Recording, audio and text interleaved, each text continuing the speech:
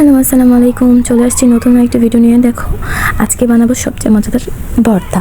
তো এই ভর্তাটা বানানোর জন্য প্রথমে আমি নিয়ে নিব একটা কড়াইয়ের মধ্যে আমি ধুয়ে রেখে তারপর আমি এই চুক্কা পাতাগুলো দিয়ে দিব।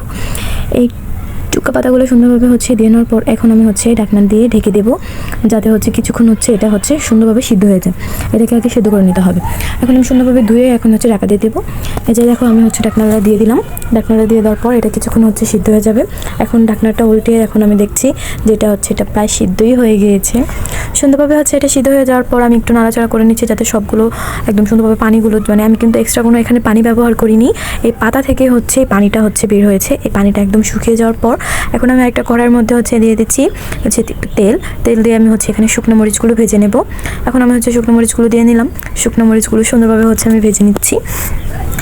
শুকনো মরিচগুলো সুন্দরভাবে আমার ভেজে নেওয়ার পর আমি এগুলোকে সুন্দরভাবে উঠিয়ে নেব। এভাবে দেখো, একটু মিডিয়াম আছে, একদম অল্প আছে দিতে হবে, নাহলে মরিচগুলো একদম পুড়ে যাবে। আমি শুকনো মরিচগুলো ভাজা হয়ে যাওয়ার পর এখন এগুলোকে আমি উঠিয়ে নিচ্ছি।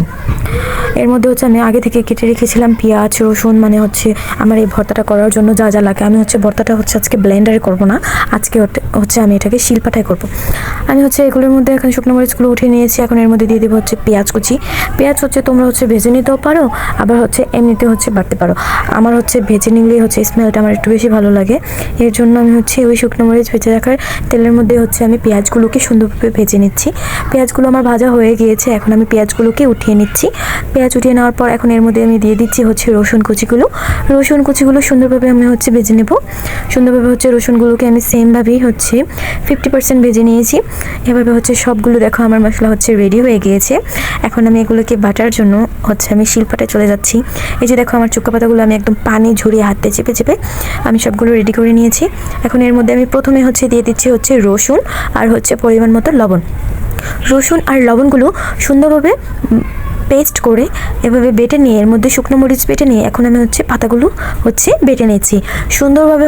আমি এগুলোকে বেটে নেওয়ার পর এখানে লাস্ট আমি পেঁয়াজগুলো দিয়ে সুন্দরভাবে আমার ভর্তাগুলো আমি করে নিচ্ছি। এভাবে আমার ভর্তাগুলো করে নেওয়ার পর আমি সুন্দরভাবে আমার সবগুলো বাটা শেষ। এখন আমি লাস্ট ফিনিশিং দিচ্ছি।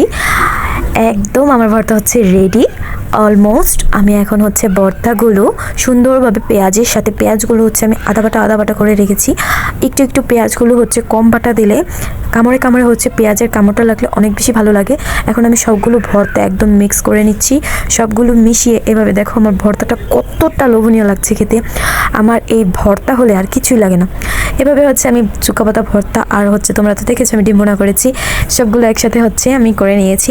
এটা আজকে আমার খাবার। অলমোস্ট আমার সবগুলো এত মজা হয়েছে। এখন আমি দেখো, চুক্কা পাতাটা আমি একটু নিয়ে ভাতের সাথে, উফ, এতটা ইয়াম্মি, এতটা টেস্ট হয়েছে কি বলবো গাইস। তোমরা একবার হলেও এই ভর্তাটা বানিয়ে বাসায় একবার টেস্ট করে দেখবা, খুব ভালো লাগবে সবার আশা করি। এখন আমি ভর্তাটা এত মজা লেগেছে, এখন আমি একটু ডিম দিয়ে খেয়ে দেখবো আমার ডিমের তরকারিটা কেমন হয়েছে। তোমাদের তো বলেছি এটা আমার খুব পছন্দের একটা খাবার। এই ডিম আলুর তরকারি আমার এত ভালো লাগে। দেখো, আমি একটু লেবু চিপে নিচ্ছি। লেবুর রসটা সুন্দরভাবে নিয়ে একটুখানি ডিমটা নিয়ে মুখে দিয়েছি, যা মজা লাগছে গাইস। এখন এটা এডিট করার সময় আমার মুখ দিয়ে লোল বেরিয়ে যাচ্ছে।